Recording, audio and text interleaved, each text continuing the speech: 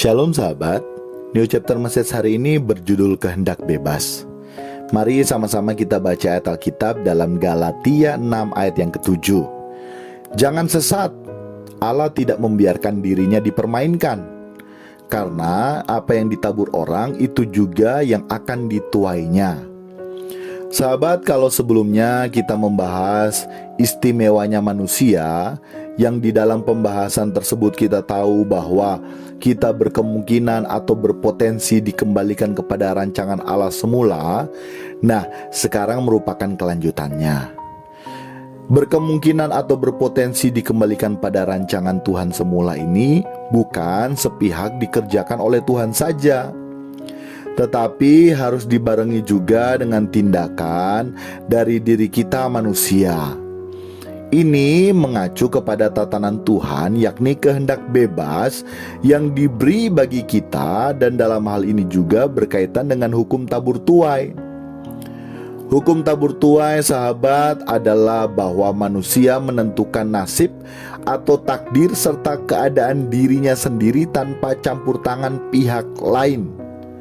Campur tangan pihak lain ini termasuk campur tangan Tuhan maupun setan.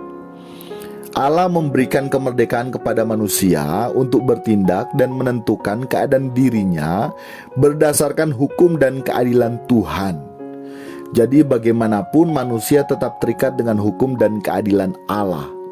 Manusia tidak dapat melepaskan diri dari realitas ini.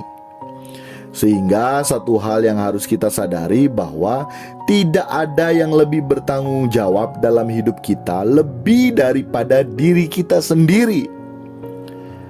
Setan dan Tuhan tidak dapat dituntut bertanggung jawab atas nasib kekal seseorang. Sebab baik setan maupun Tuhan tidak dapat mengendalikan kehendak bebas seseorang untuk berbuat benar ataupun salah. Jadi Tuhan telah menyerahkan kedaulatan kepada manusia untuk menentukan nasib kekalnya sendiri. Dan sebagai buktinya kita dapat melihat kisah Adam dan Hawa, Kain dan Habel, bangsa Israel, dan banyak lagi di dalam Alkitab yang menunjukkan bahwa manusia menentukan takdirnya sendiri.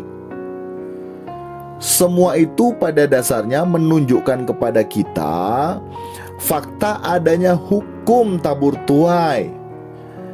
Allah memiliki bagian yang pasti Allah penuhi, tetapi manusia juga memiliki bagian mutlak yang harus dipenuhinya. Kedaulatan Allah tidak menentukan bagaimana nasib masing-masing individu.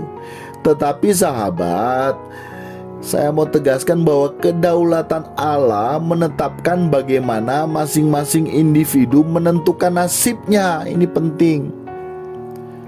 Sehingga terus-menerus tidak pernah bosan akan selalu disampaikan bahwa Allah tidak pernah mengatur secara sepihak sehingga menghilangkan kebebasan kita.